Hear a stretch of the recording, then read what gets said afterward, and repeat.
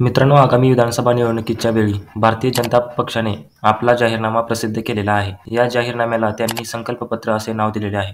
तर या संकल्पपत्रात 25 ठळक मुद्दे जाहीर करण्यात आलेले आहे. तर हे 25 मोठे निर्णय काय आहेत याची थोडक्यात माहिती या व्हिडिओच्या माध्यमातून आपण जाणून घेणार आहोत. जर राज्यात भारतीय जनता पक्षाची सत्ता आली तर ते 25 मोठे निर्णय कोणते असतील याची थोडक्यात माहिती या व्हिडिओमध्ये आपण घेणार आहोत.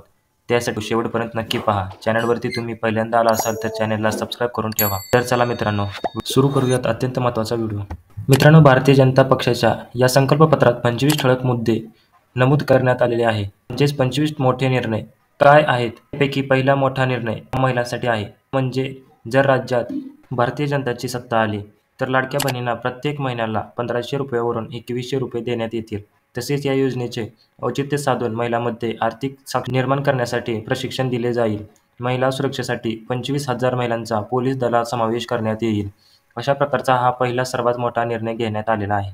त्यानंतर शेतकऱ्यांसाठी शेतकऱ्यांना कर्जमाफी आणि शेतकरी सन्मान योजनेतून वर्षाला 12,000 रुपयेवरून 15,000 रुपये करण्याचा निर्णय घेण्यात आलेला आहे. तसेच MSPशी समन्वय साधत 20% भावांतर योजना राबविण्यात येईल असे सांगितले आहे. त्यानंतर तिसरा मोठा निर्णय म्हणजे प्रत्येक गरीबाला अन्न आणि निवारा देण्यात येईल. त्यानंतरचा मोठा निर्णय म्हणजे वृद्ध पेन्शनधारकांना महिन्याला 1500 वरून 2100 रुपये देण्यात येतील, जेणेकरून संपूर्ण महाराष्ट्रात ज्येष्ठ नागरिकांना अधिक आर्थिक सुरक्षा आणि सन्मान मिळेल. त्यानंतर महाराष्ट्रातील सर्व कुटुंबांना बाजारातील उतार चढावापासून सुरक्षित करण्यासाठी राज्यात जीवनावश्यक वस्तूंच्या किमती स्थिर ठेवण्यात येतील. म्हणजेच महागाईवर नियंत्रण ठेवण्यासाठी प्रयत्न यावेळी करण्यात येणार आहे.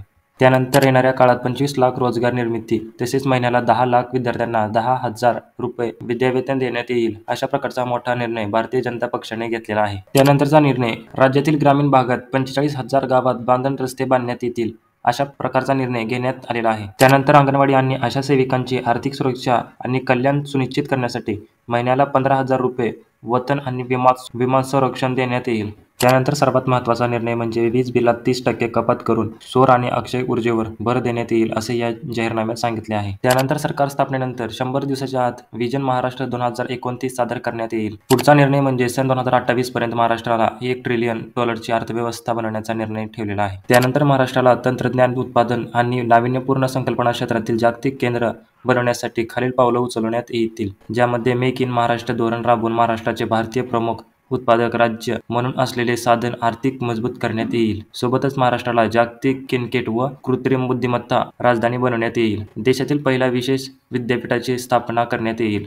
सोबतच नागपूर, पुणे, छत्रपती संभाजीनगर, अहिल्यानगर आणि नाशिकला आधुनिक एरोनॉटिकल आणि स्पेस उत्पादक केंद्र बनवून प्रगत एरोस्पेस तंत्रज्ञान आणि उत्पादन हब म्हणून विकसित करण्यात येईल. अशा प्रकारचा निर्णय या जाहीरनाम्यामध्ये करण्यात आलेला आहे. त्यानंतर सर्वात महत्त्वाचा निर्णय म्हणजे आपल्या अन्नदात्याला म्हणजे शेतकऱ्याचे उत्पन्न वाढवण्यासाठी सर्वांगीण उपक्रमाद्वारे पुढील प्रमाणे प्रयत्न करण्यात येणार आहे. शेतकऱ्यांनी खरेदी केलेल्या खतावरील संपूर्ण राज्य वस्तू व सेवा कर म्हणजेच स्टेट GST अनुदानाच्या स्वरूपात शेतकऱ्यांना परत देण्याचा निर्णय घेण्यात आलेला आहे व शेतकऱ्यांना प्रति क्विंटल किमान 6,000 रुपये भाव मिळावा यासाठी सोयाबीन उत्पन्न प्रक्रिया आणि मूल्यवर्धनासाठी संपूर्ण शृंखलेची स्थापना करू अशा प्रकारचा निर्णय यामध्ये घेण्यात आलेला आहे. त्यानंतर सन 2027 पर्यंत महाराष्ट्रात 50 लक्षपती दीदी तयार करण्यात येतील. यासाठी प्रत्येक 500 स्वयंसहायता गटाचे एक औद्योगिक क्लस्टर तयार करण्यात येईल आणि 1,000 कोटींचा प्रारंभिक फिरता निधी उपलब्ध करण्यात येईल. त्यानंतर अक्षय अन्न योजना अंतर्गत कमी उत्पन्न गटातील कुटुंबांना दरमहा मोफत शिधा पुरवण्यात येईल,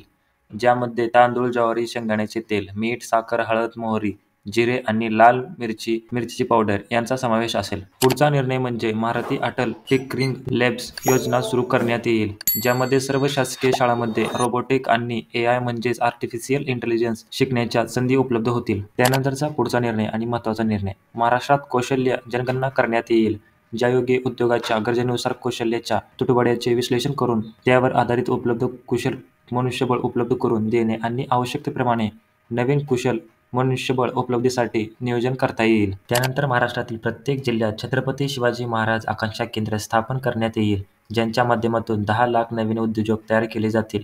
या केंद्रामध्ये को-वर्किंग स्पेस आणि इन्क्युबेशन सुविधा समावेश असेल, जेथे विद्यार्थी, व्यावसायिक आणि उद्योजक एकत्र येऊन नेटवर्किंग करून नाविन्यपूर्ण संकल्पना चालना देण्यात येईल असे या जाहीरनाम्यात सांगितले आहे. त्यानंतर कोणता निर्णय आहे ते जाणून घेऊ. तर अनुसूचित जाती जमाती आणि इतर मागासवर्गीय उद्योगाच्या व्यवसाय वृद्धीसाठी 15 लाख पर्यंत व्याजरहित कर्ज देण्यात येईल. त्यानंतर ओबीसी, एसबीसी, ईडब्ल्यूएस, एनटी, व्हीएनटी मध्ये पात्र विद्यार्थ्यांना शिक्षण शुल्क आणि परीक्षा शुल्काची प्रतिपूर्ती करण्यात येईल. त्यानंतर 18 ते 35 वयोगटातील तरुणांच्या वार्षिक आरोग्य तपासणीसाठी स्वामी विवेकानंद युवा आरोग्य कार्ड म्हणजेच यूथ हेल्थ कार्ड सुरू करण्यात येईल. तसेच नशामुक्त, व्यसनमुक्त महाराष्ट्रासाठी कायमस्वरूपी योजना लागू करण्यात येईल. त्यानंतर सर्वात महत्त्वाचा निर्णय म्हणजे गड किल्ले विकास प्राधिकरण स्थापित करणार, जेणेकरून प्राचीन आणि ऐतिहासिक गड किल्ल्याची मोठी संख्या आहे म्हणजे संवर्धन होईल. त्यानंतर ज्येष्ठ नागरिकांना प्राधान्य धोरण स्वीकारण्यात येईल, ज्यामध्ये ज्येष्ठ नागरिकांसाठी स्वयंचलित सेवा मिळवण्यासाठी आधार सक्षम सेवा वितरण लागू करणे. वय वर्षे 80 व त्यावरील सर्व ज्येष्ठ नागरिकांनी मागणी केलेली कागदपत्रे जसे की आरोग्य नोंदी, ओळखपत्रे आणि पेन्शन संबंधित कागदपत्रे थेट त्यांच्या घरी पोहोचवण्याची व्यवस्था करण्यात येईल. सर्व शासकीय रुग्णालयामध्ये ज्येष्ठ नागरिकांसाठी स्वतंत्र बाह्य रुग्ण कक्ष सुरू करण्यात येईल. त्यानंतर बळजबरी व फसवणूक केलेल्या धर्माविरुद्ध कठोर कायदा करण्यात येईल. बळजबरी आणि फसवणूक करणाऱ्या धर्मापासून संरक्षण मिळेल. त्यानंतर वनालगत शेतीमध्ये मानवी वरवत्यामध्ये वाघ, बिबट्या, हत्ती, रोही, रानडुक्कर आणि माकड या वन्य प्राण्यामुळे होणारी जीवित व वित्त हानी टाळण्यासाठी तसेच मानव वन्यजीव संघर्ष कमी करण्यासाठी आर्टिफिशियल इंटेलिजन्स तंत्रज्ञान, ड्रोन आणि रेडिओ कॉलर यासारख्या आधुनिक तंत्रज्ञानाचा प्रभावी वापर करण्यात येईल. तर मित्रांनो, अशा प्रकारे भारतीय जनता पक्षाने आपला जाहीरनामा प्रसिद्ध केलेला आहे आणि त्यामध्ये आपण या व्हिडिओमध्ये पाहिल्याप्रमाणे 25 मोठे निर्णय या ठिकाणी जाहीर केलेले आहेत. जर राज्यात भारतीय जनता पक्षाची सत्ता आली तर हे 25 मोठे निर्णय घेण्यात येतील. तर ही माहिती तुम्हाला कशी वाटली ते कमेंटमध्ये नक्की सांगा. व्हिडिओला लाईक करायला विसरू नका, जास्तीत जास्त शेअर करा आणि अशाच नवीन माहितीसाठी आत्ताच आपल्या चॅनलला सबस्क्राईब करून ठेवा. धन्यवाद.